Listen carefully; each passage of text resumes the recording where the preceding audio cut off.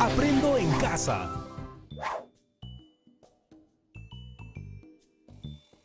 Hola chicas y chicos de quinto de secundaria. Hoy nos volvemos a encontrar en un nuevo programa de Aprendo en Casa.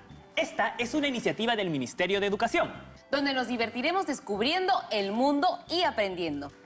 Es miércoles, mitad de semana. Y qué mejor que comenzar con nuestro segmento de Activarte para despertar el cuerpo y la mente. Y así recargar energías para lo que queda de la semana. Vamos con el video.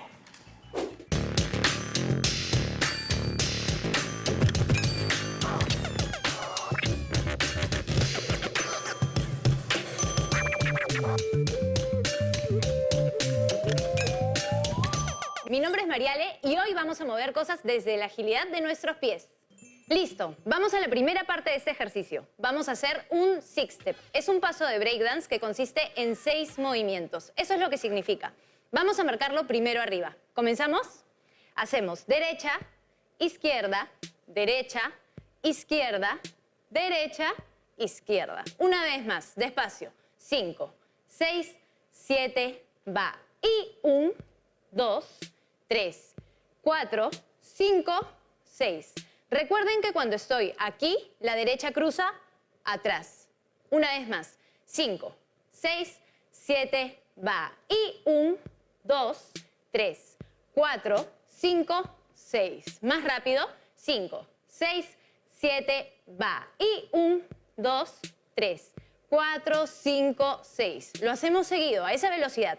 5, 6, 7, va. Y 1, 2, 3, 4, 5, 6. Y 1, 2, 3, 4, 5, 6. 1, 2, 3, 4, 5, 6. Ahora vamos a ir abajo. Este paso, este movimiento se hace en el piso. Vamos a cuclillas y mantenemos el apoyo en la media punta. Nunca la planta completa. Media punta para poder jugar con nuestro equilibrio y movernos más rápido cuando vamos de lado a lado. El primer movimiento que vamos a hacer es poner la mano derecha, apoyar la palma en el piso y estirar, patear para enganchar la pierna derecha. Y 1, 2, 3, 4, 5, 6. Si se dan cuenta, siempre estoy en la media punta justamente para tener ese equilibrio. Otra vez, 5, 6, 7, va. Y 1, 2, 3, 4, 5, 6. Una vez más, un poquito más rápido. 5, 6, 7, va. Y 1, 2, 3, 4, 5, 6. Lo hacemos 2 veces seguidas a esa velocidad. 5, 6, 7, va. Y 1, 2, 3, 4, 5, 6. Y 1, 2, 3, 4, 5, 6. Intentamos más rápido. 5, 6, 7, va. Y 1, 2, 3, 4, 5, 6. Y 1, 2, 3, 4, 5, 6. Una vez más, la última. Vamos todos juntos. 5, 6, 7, va. Y 1, 2, 3, 4, 5, 6. Y 1, 2, 3, 4, 5, 6. ¿Qué tal? Listo. ¿Qué les pareció el ejercicio? Un reto, ¿verdad? Sí, no es fácil, pero la práctica funciona muy bien. Pueden repetirlo un montón de veces y les va a salir cada vez mejor. Los invito a probarlo y hacerlo cada vez más rápido. Muy buena la activación del cuerpo. Siempre es bueno hacer algo de ejercicio. Mover un poco el cuerpo. Brigitte, ¿ya sabes qué tema vamos a ver el día de hoy? Sí. Continuando con lo que vimos ayer, vamos a conocer por qué cambiaron algunas condiciones en los procesos electorales entre 1955 y 2001. Ya le avisé a una amiga para que no se pierda el programa. Ojalá que se haya acordado. ¿Por alguna razón en especial quieres que ella lo vea? Bueno, no sabe si quiere acudir a votar para la segunda vuelta. Sí, me parece que varias personas pueden tener ese dilema. Sería cuestión de volver a pensar en el sentido de participar en los procesos electorales. Yo le he dicho lo mismo, pero no me escucha. Por eso le dije que mire el programa, para que conozca algunos factores que influyeron en el cambio de condiciones de los procesos electorales pasados y así reconozca la importancia que tiene poder participar. Esperemos que cambie de parecer. Quizás en casa otras personas sienten lo mismo que tu amiga. Por eso, todas y todos deben ver este programa. Yo creo que al final de esta media hora, tu amiga te escribirá para decirte que sí va a votar. ¿Tú crees? Ojalá. Seguro que sí. Tienes razón, porque en este programa compartiremos fuentes que nos ayuden a continuar formulando argumentos para sustentar nuestro punto de vista ante el problema histórico que se nos plantea. ¿En qué medida los cambios de condiciones en los procesos electorales permitieron fortalecer la participación ciudadana entre 1955 y 2001? Así es. Y a partir de ello, iremos encontrando el sentido de nuestra participación en los distintos procesos electorales. Ahora recordemos, ¿cómo es eso de cambios de condiciones en los procesos electorales? ¿A qué se refieren con eso?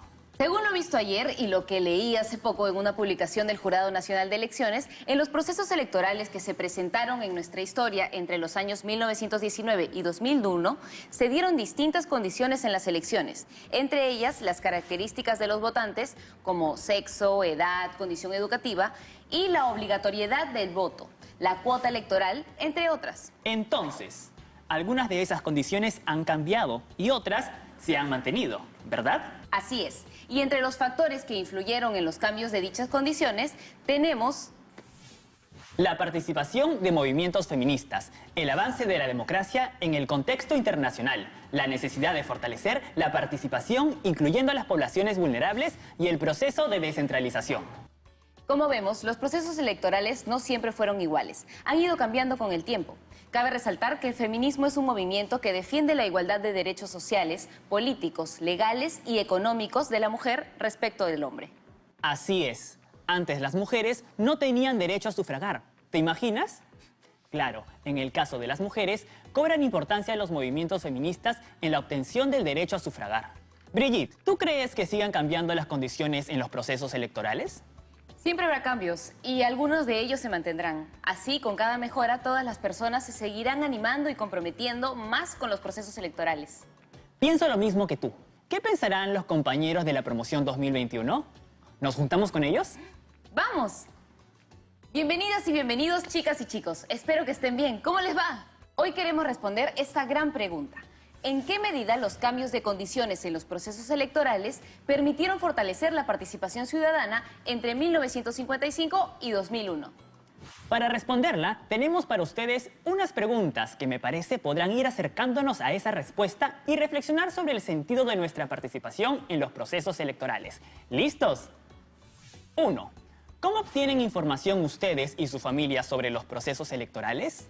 Nosotros obtenemos información a través de los medios de comunicación, pero cuando se generan dudas o necesitamos algo mucho más preciso, accedemos a las redes sociales o plataformas de la Oficina Nacional de Procesos Electorales, la OPE. Hola, mi nombre es Marianela Cari Torres Castro, soy del distrito de San Pedro de Chaná de la región de Ancash. Mi familia y yo nos informamos a través de los medios de comunicación como los canales televisivos, la radio, las redes sociales, mensajes, entrega de volantes y en el periódico mural de nuestra municipalidad, y siempre y cuando todas estas fuentes sean confiables. 2. ¿Qué necesitamos saber para lograr una mayor participación en los procesos electorales?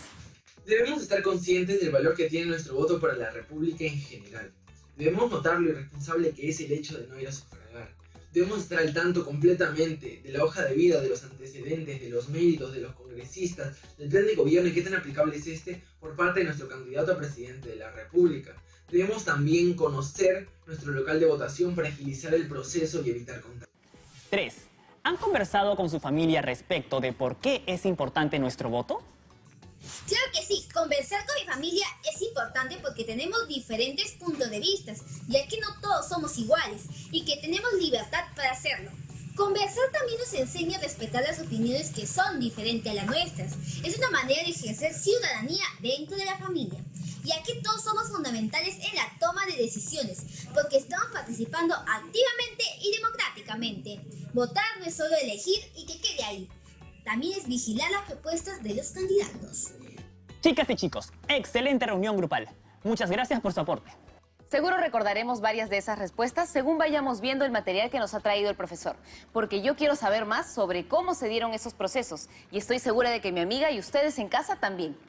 Entonces, vayamos a la pausa rapidito y regresamos con el profesor. Chévere, ya regresamos con Aprendo en casa, no se vaya lejos.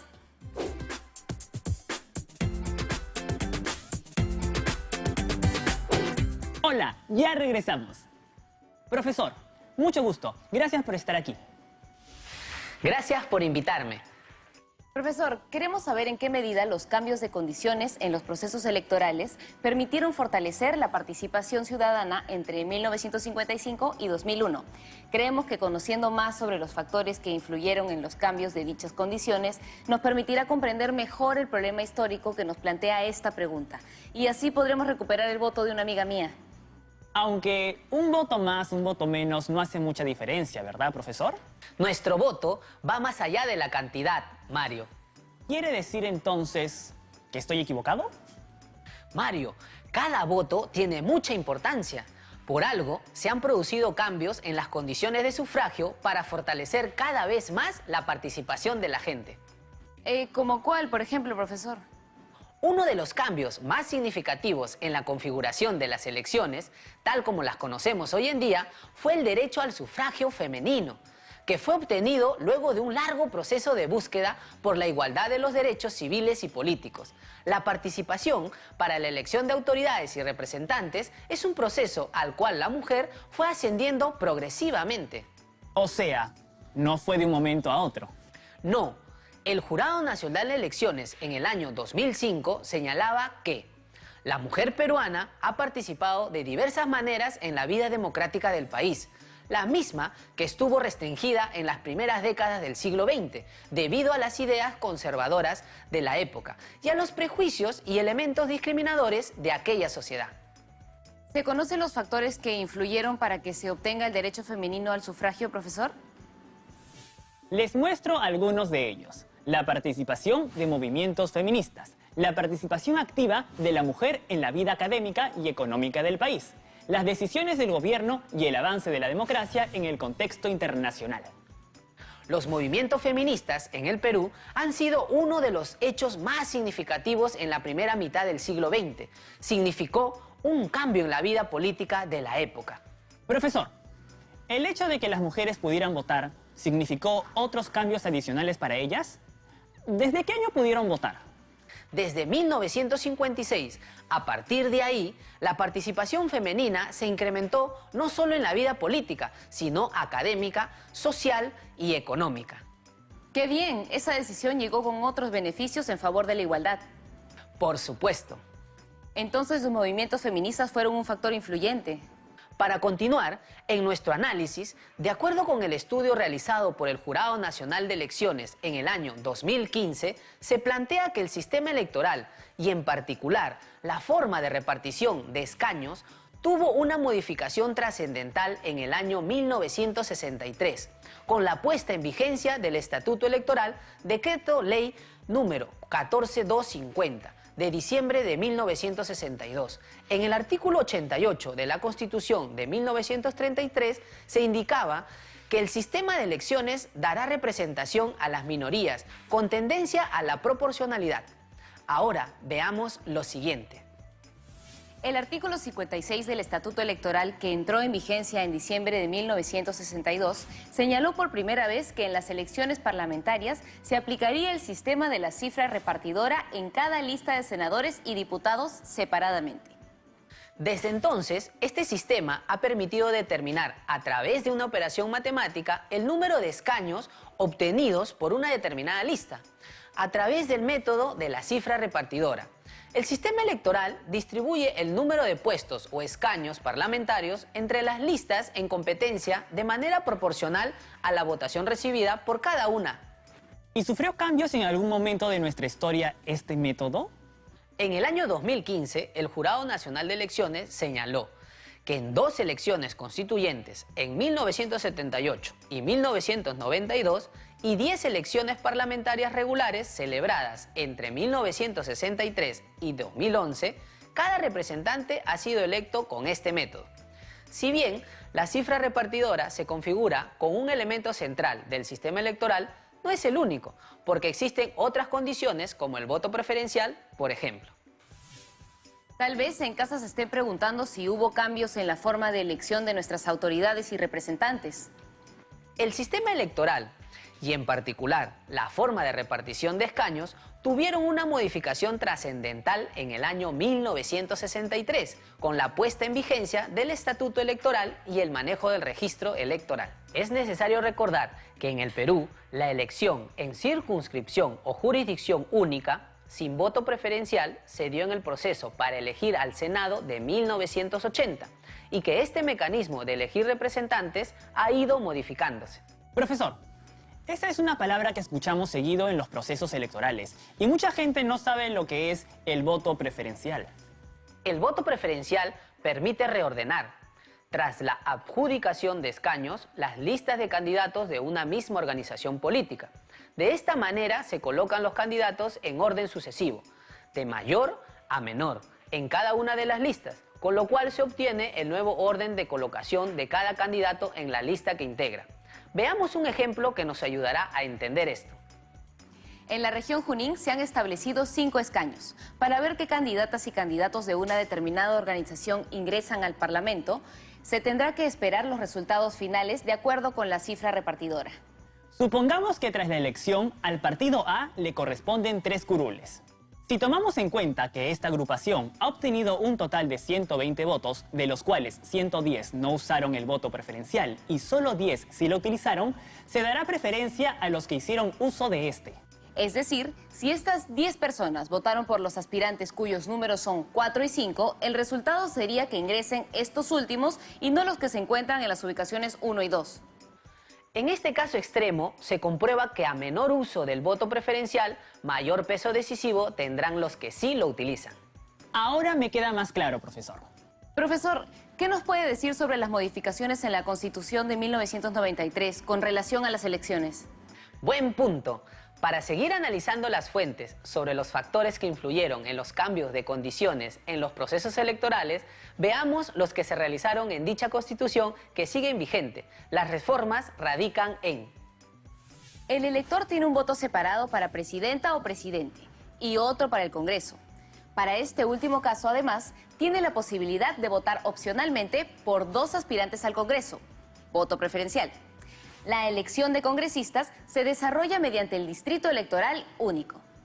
Acerca del poder legislativo, se eliminó la bicameralidad parlamentaria y se estableció la unicameralidad, es decir, una sola cámara con 120 congresistas, cuyo número se amplió a 130 en el año 2011.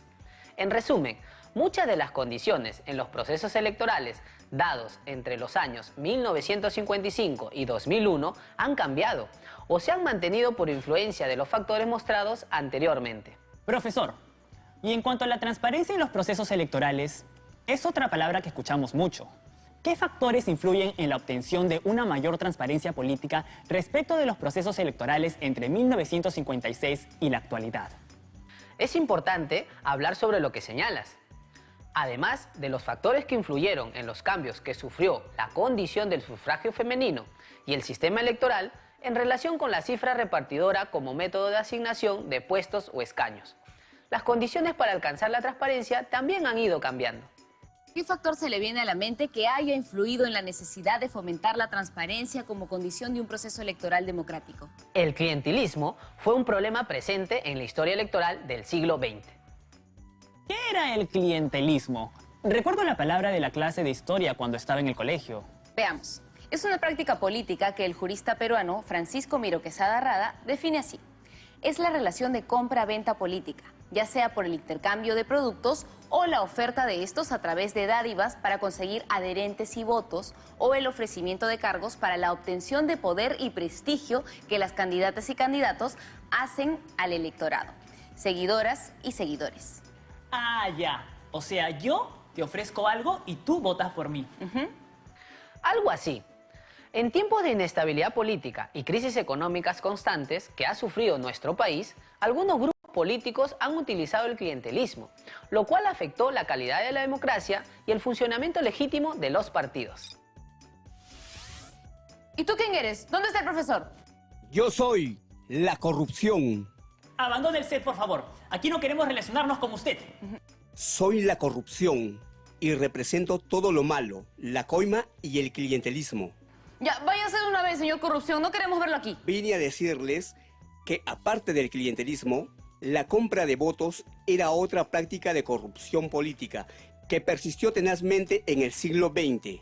Ello influyó en la necesidad de cambiar las condiciones para alcanzar la transparencia de los procesos electorales. Desafortunadamente para mí, solo vine a decirles eso. Bueno, gracias por la información, pero no vuelva más, por favor. Me retiro. Váyase de una vez, por favor. No lo queremos ver más aquí. Adiós. Disculpe, profesor, por la interrupción. A propósito de lo mencionado, el historiador Alfonso Quirós, en su libro Historia de la corrupción en el Perú, publicada el 2013, señala que durante las 2 primeras décadas del siglo pasado, el Perú vivía una situación en la que, con recursos fiscales limitados y bajos salarios del empleo público, las políticas y los políticos permitieron e incluso fomentaron la corrupción en los niveles administrativos altos y bajos, para así complementar las recompensas y favores políticos. el autor plantea que en el marco de las elecciones libres y universales surgen aspirantes que, siguiendo las prácticas de los caudillos del siglo XIX, llegan al poder para disponer de los fondos públicos de manera privada. De acuerdo con la historiadora Odalis Valderrama y el historiador Mario Mesa, respecto de las elecciones de 1962, señalan lo siguiente. Más allá de las consideraciones de exclusividad que regían la mentalidad de las élites gobernantes, estaba de por medio el control del mercado electoral, colonizado en buena parte por partidos políticos que alteraban la cantidad de votantes y su voluntad mediante mecanismos de clientelaje. Las fuentes presentadas por los historiadores Alfonso Quirós y Valladares y Mesa señalan sus puntos de vista con relación al propósito con el que se llevaban a cabo actos de corrupción. Por ejemplo, de acuerdo con Quirós, se intensificaba la participación en hechos de corrupción con el fin de ganar prebendas o espacios de poder en la sociedad.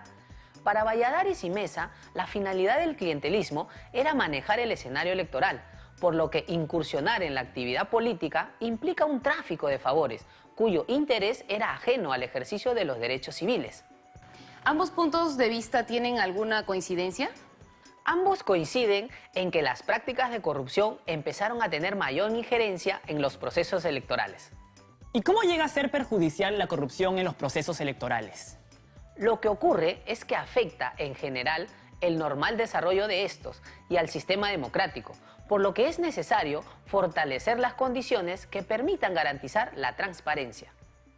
¿Qué debemos hacer para enfrentar la corrupción en los procesos electorales y fortalecer la democracia en nuestro país?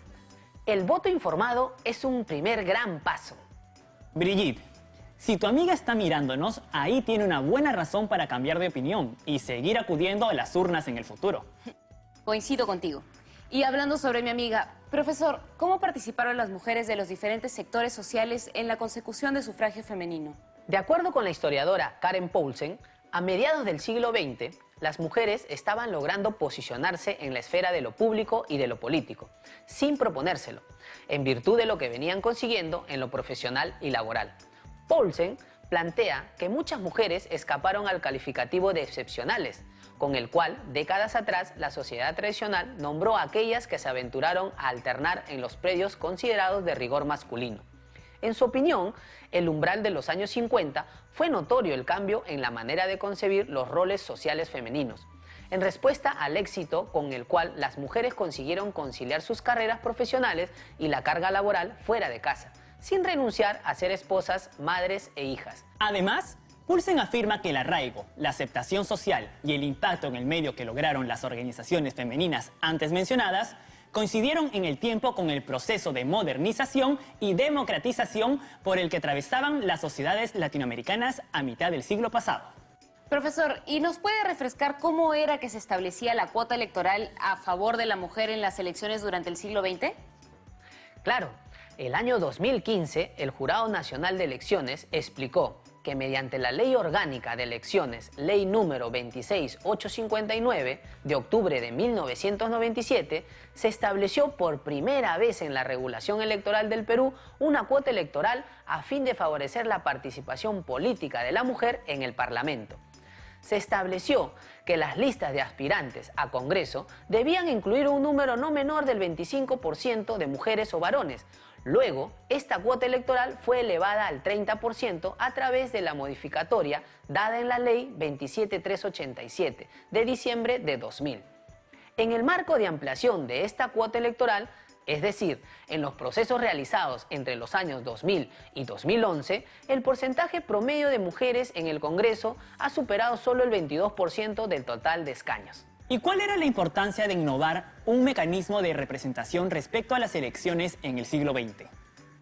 De acuerdo con el estudio realizado por el Jurado Nacional de Elecciones el año 2015, en los procesos electorales de 1950, 1956 y 1962 se especificó que se proclamaría senadores o diputados, según el caso, a aquellos aspirantes que obtenían la mayor de los sufragios válidos en la circunscripción electoral, siguiendo el orden de la mayor votación y hasta completar el número de parlamentarios que se debía elegir en esta.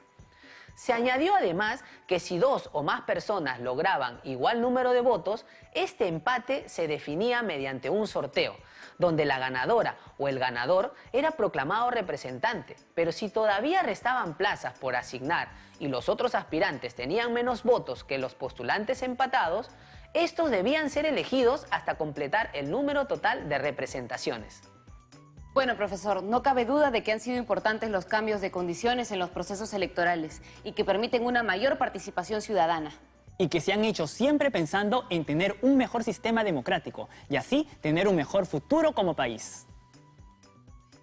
¿Qué pasó? Es mi amiga. Ya ha tomado la decisión de seguir votando en los procesos electorales. Bien por tu amiga y por todas y todos nosotros. Gracias, profesor, por acompañarnos el día de hoy y ayudarnos a resolver nuestras dudas. Gracias, profesor. Gracias a ustedes y a las chicas y chicos en casa por acompañarnos. Nos vemos en un próximo programa. Muy bien, ahora sabemos los factores que influyeron en el cambio de algunas condiciones en las que se desarrollaron las elecciones entre los años 1955 y 2001 y su importancia para fomentar una mayor participación ciudadana. ¿Nos vemos en el próximo programa? Aquí estaré. Y a toda la promo 2021, no se olviden que todos estos conocimientos les ayudarán a hacer la carta abierta al electorado del Perú. Hasta la próxima, chicas y chicos. Nos vemos en la próxima edición de Aprendo en Casa. ¡Chao!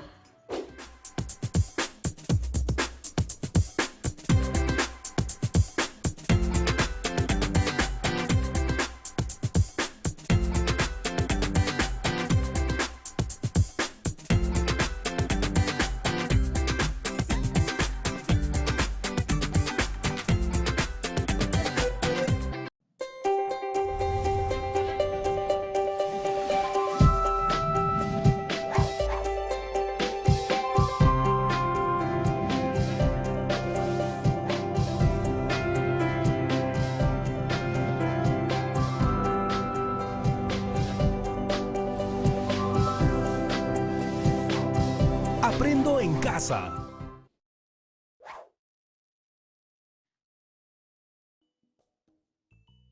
Hola, chicas y chicos de quinto de secundaria. Yo soy Brigitte y hoy nos volvemos a ver para desarrollar un nuevo programa de Aprendo en Casa, una iniciativa del Ministerio de Educación en el cual disfrutarás de un aprendizaje entretenido. Qué raro que Mario aún no esté aquí, me pareció verlo al llegar al set, pero no sé. ¡Ay, Mario! Ay, hola, Brigitte. Y hola, chicas y chicos. Disculpen la demora. ¿Qué pasó? ¿Dónde estabas? Me pareció verte afuera del set hace un rato. ¿Eres tú, no? Sí, es que compré un periódico en el kiosco de la esquina y lo estuve leyendo para enterarme sobre la actualidad política, ya sabes, las campañas electorales, las tablas, los gráficos de encuestas, y me he quedado un poco confundido. A ver. Hay muchas tablas y gráficos acá. Sí, el diario es del domingo, cuando usualmente los periódicos publican varias encuestas y sondeos de opinión. Algunas tablas y gráficos las entiendo y otras más o menos. Creo que olvidé un poco cómo leerlas. Bueno, yo recuerdo algunas cosas del colegio, pero creo que necesitaría refrescar algunos conocimientos para interpretar mejor la información que está aquí. Creo que el programa de hoy es justamente lo que necesitamos. ¿Te parece si comenzamos? Sí, por favor. Quiero leer esas tablas y gráficos muy bien para que en esta segunda vuelta pueda volver a votar de manera informada. Todos deberíamos votar bien informados. Así es. Lo mejor es informarnos para votar y después no estar renegando o quejándonos, ¿no? Claro, por eso, si tienes alguna hermana o hermano, prima o primo o algún familiar que viva contigo, invítala o invítalo a ver el programa, porque votar es un derecho, pero votar bien es un compromiso que todas y todos debemos asumir con mucha responsabilidad. Arranquemos con el programa de hoy, donde vamos a conocer, a través del análisis de ejemplos, cómo leer e interpretar tablas y gráficos estadísticos para promover un sufragio informado. Sí, pero primero... pareces un gallito de las rocas. Me pregunto, ¿qué tanto sabrán del tema las chicas y los chicos de la promoción 2021? ¿Te parece si les hacemos algunas preguntas? Seguro nos refrescan algunos conocimientos. ¡Buena idea! Hagamos una videollamada grupal. Hola chicas y chicos, como seguro han estado viendo, el tema que tocaremos hoy nos enseñará cómo leer e interpretar la información presentada en una tabla o gráfico estadístico. Pero primero, respondamos algunas preguntas de base con respecto al tema de hoy. ¿Estamos? 1. En el mes de abril del presente año, ¿qué actividad ha convocado la participación de la ciudadanía? La actividad que ha convocado la participación ciudadana este mes han sido las elecciones presidenciales, en la que todos los ciudadanos mayores de 18 y menores de 70 años han debido asistir a un centro de votación y votar por el candidato de su preferencia. ¿A través de qué medios de comunicación tu familia recibe información sobre los procesos electorales? Nosotros nos informamos principalmente por medio de nuestra televisión, aquellos noticieros que nos permiten obtener información clara y precisa acerca de cómo se realizarán los procesos electorales donde seremos partícipes. Por otra parte, navegamos por internet para obtener mucha más información a través de plataformas, videos y mucho más que facilitan nuestro entendimiento ante estas elecciones. ¿Consideran uno o más medios de comunicación para informarse? Si la respuesta es más de uno, ¿por qué les parece importante consultar varios medios? Sí, es importante, ya que de esta forma nosotros podemos asegurarnos y evitar malos entendidos, porque nos debemos informar muy bien y analizar cada uno de ellos. Esto llevará a que podamos conocer bien al candidato de nuestra preferencia y podamos tomar una buena decisión. ¿Hay algún medio, TV, prensa, redes sociales, que les parece el más idóneo para recibir esa información? ¿Por qué? Desde mi punto de vista y viendo la realidad peruana, el medio más idóneo para llevar a cabo este punto es la televisión, puesto que tiene un alcance hasta los rincones más lejanos de nuestro país. Y las personas que menos recursos tienen pueden acceder a ella. Y si la enseñanza es dinámica, el aprendizaje será mucho mejor. Gracias. ¿Qué aspectos se debe considerar para leer e interpretar información presentada en una tabla o gráfico estadístico? Debemos estar bien atentos a los datos y al porcentaje de datos que estos, junto a la cantidad, representan. Esta información debe ser totalmente clara y precisa para que nosotros podamos interpretarla de una manera segura y confiable. ¡Qué chévere! Ha sido una reunión grupal muy interesante. Muchas gracias a todas y todos por sus aportes. Con sus respuestas, al menos yo, ya me siento con un poco más de confianza para afrontar lo que se viene en el resto del programa. ¿Tú, Brigitte? Yo también. Entonces, ¿qué te parece si nos comunicamos con la profesora? Yo voto por eso. Ah, ya. Veo que estás usando el léxico electoral. Claro, colega. Para entrar más rápido en el ritmo. Me parece muy bien, colega. Veo que ya estás en campaña para conductor del año de Aprendo en Casa. Mejor candidateamos juntos a conductores del año, ¿te parece? Eso me gusta más. Profesora, ¿ya está con nosotros? Hola Brigitte y Mario, qué gusto verlos. Me alegra que estén abordando estos temas tan esenciales. Actualmente el país se encuentra en una coyuntura muy especial.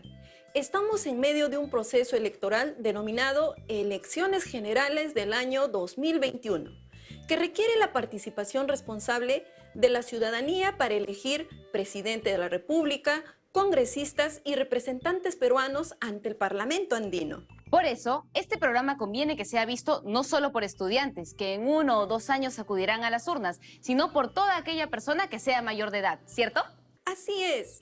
Este y todos los procesos electorales requieren la participación activa de la ciudadanía para conocer las propuestas de los aspirantes, los problemas que tenemos en nuestro país, la participación de los jóvenes en la política o conocer cómo se da la cuota de género en las elecciones. La información que se recibe a través de la televisión, periódicos, revistas u otros medios vienen dados en forma de tablas y gráficos. Por eso es importante saber leerlos e interpretarlos, ya que permiten tomar decisiones, ¿verdad? Para aprender a leer e interpretar las tablas y gráficos, revisemos lo que llamamos una tabla de frecuencias y luego sus representaciones gráficas. Cabe recordar que una tabla de frecuencias o distribución de frecuencias es una tabla que muestra la distribución de datos mediante sus frecuencias. Se utiliza para variables cuantitativas o cualitativas ordinales. Es una herramienta que permite ordenar y organizar los datos estadísticos de una variable, asignando a cada dato su correspondiente frecuencia. Profesora, ¿qué debemos saber para comprender la información contenida en estas tablas?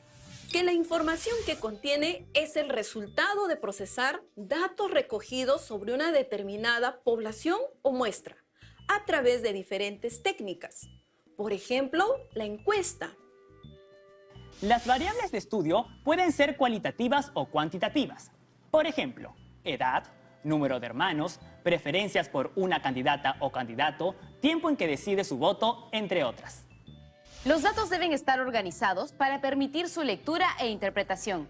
Para ello, es necesario conocer cómo se obtiene cada frecuencia, para qué sirven y cómo se relaciona con la variable de estudio. Veamos lo anterior en la siguiente tabla de frecuencias. Profesora, ¿le parece si nos vamos a una pausa? Como para darle chance a que todas y todos vayan a llamar a alguien en casa que aún no esté viendo el programa. ¡Por supuesto! Bien, chicas y chicos, ya regresamos con Aprendo en Casa. No se vayan lejos.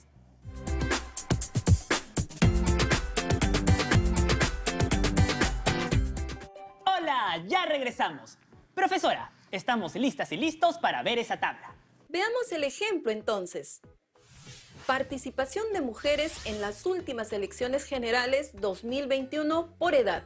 Provincia San Román, Puno. En la primera columna se escriben las diferentes cualidades o atributos que toma la variable. Por ejemplo, la edad. En la segunda columna tenemos la frecuencia absoluta, representada por la F e I latina en minúsculas. Es el número de veces que aparece un determinado valor en el estudio. La suma de estas frecuencias indica el total de participantes por la muestra o población. Por ejemplo, en la tabla, el total, N minúscula de participantes en esta encuesta, es de 1.600 personas. Yo quiero intentarlo con la siguiente columna. Frecuencia absoluta acumulada, representada por la F mayúscula e I latina minúscula. La del primer grupo es la misma a la de la frecuencia absoluta, es decir, 480. A partir de este valor se suma con la F e I latina minúsculas o frecuencia absoluta del siguiente grupo, o sea, 480 más 400, obteniendo el segundo valor de la frecuencia absoluta acumulada, 880. Es decir, se va acumulando o sumando el valor. Y así sucesivamente hasta el final, tal como se muestra en el gráfico, ¿cierto? ¡Ah, ya entendí! Fíjense, el valor del último grupo o clase coincide con el total de participantes de la muestra o población. 1.600. Muy bien. Esta frecuencia es utilizada para trabajar las medidas de posición o localización. Por ejemplo, los cuartiles, quintiles, entre otros. Luego tenemos la frecuencia relativa, representada por la H e I latina minúsculas. Es el cociente que se obtiene al dividir la frecuencia absoluta entre el número total de datos, es decir, HI igual a F minúscula I sobre N. Para obtener los valores de la tabla se procede de la siguiente manera. HI igual a 480 sobre 1600 igual a 0,30. HI igual a 400 sobre 1600 igual a 0,25. HI igual a 448 sobre 1600 igual a 0,28. Y así sucesivamente. La suma de todas las frecuencias relativas debe ser igual a la unidad. Esta frecuencia es muy utilizado en los temas de probabilidad porque se compara una parte con el todo.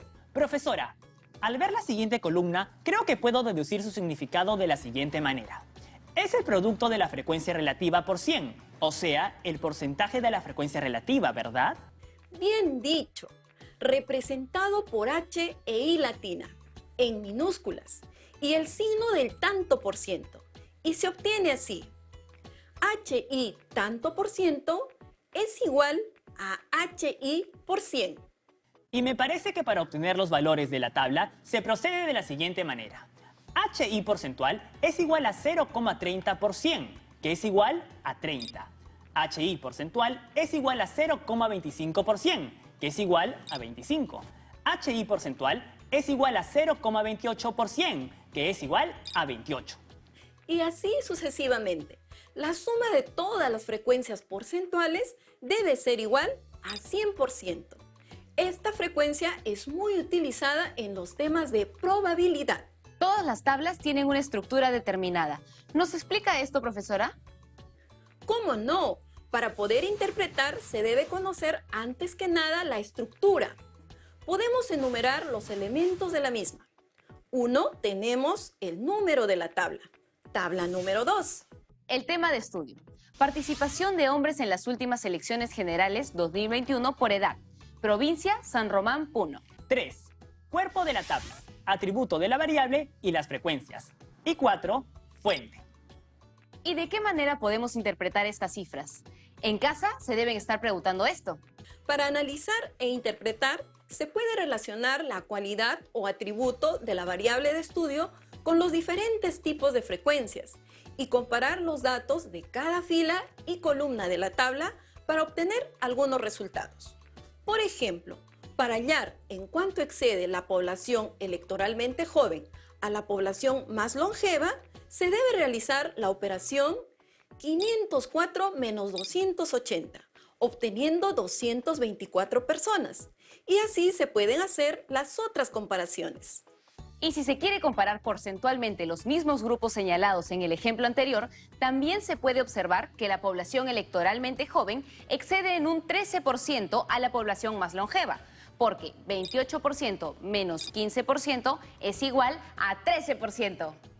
Bien calculado, ya estás interpretando la tabla. Ahora observemos la tabla número 3, que contiene información sobre los medios de comunicación utilizados para informarse sobre los candidatos presidenciales. Información obtenida en la encuesta realizada en el mes de febrero del año 2021. A ver en casa, ¿qué nos dice la primera columna? En la primera columna se identifican los medios de comunicación que la ciudadanía utiliza para informarse sobre los candidatos. 502 encuestados, que representan el 43% de la muestra, señalan que se informan a través de televisión de señal abierta, seguidos por 373 encuestados, que representan un 31%, quienes señalan que se informan a través de las redes sociales. Ya estás interpretando, Mario.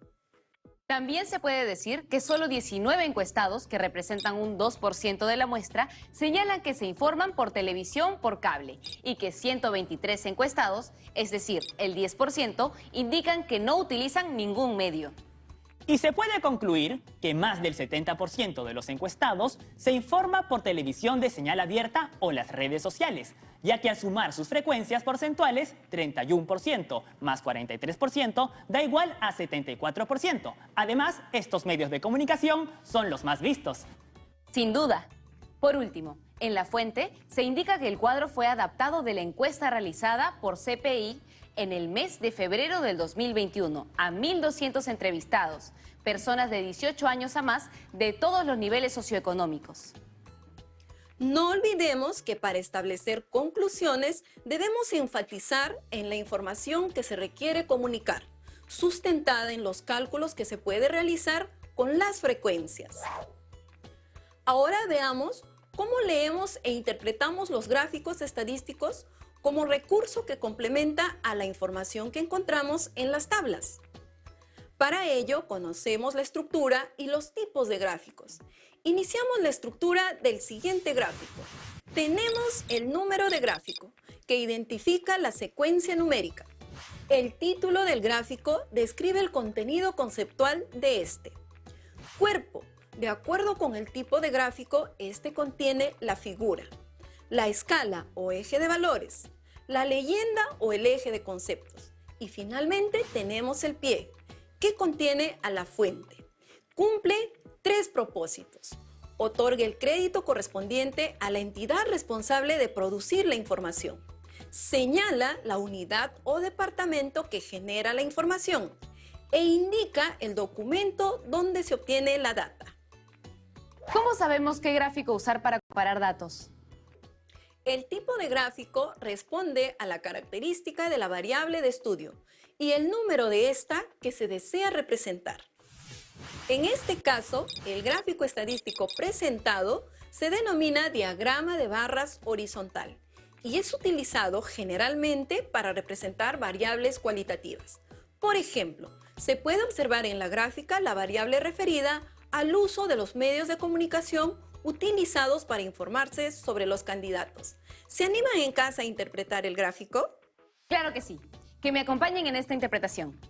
A ver, antes que nada, el gráfico número 2 está referido a los medios de comunicación utilizados para informarse sobre los candidatos presidenciales, febrero 2021.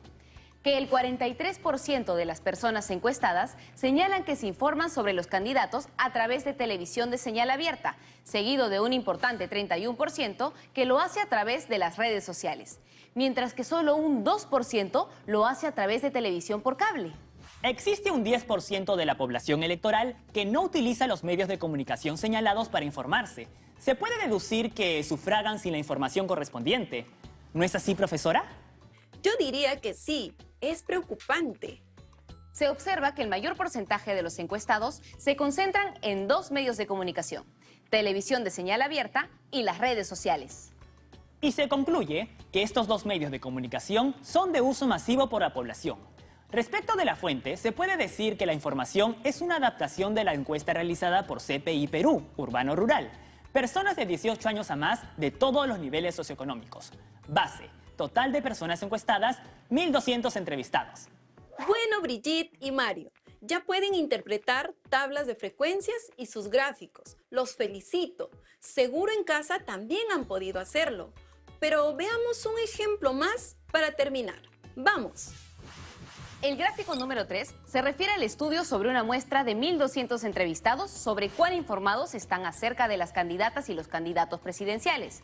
Para ello, se realizó la siguiente pregunta. ¿Qué tan informado diría usted que está acerca de los candidatos que participan en esta campaña electoral? Se observa un gráfico de anillos que sirve para mostrar las proporciones de los datos a través de ciertas categorías. Por ejemplo, informado, poco informado, nada informado, etc. Los gráficos de anillos permiten responder a preguntas como ¿cuál es la proporción de cada categoría respecto al total? ¿Se animan a interpretar? Por supuesto. Puedo observar que a nivel nacional, en Lima y Callao y en el interior del país, el 29,1%, 20% y el 34,4% están nada informados respectivamente.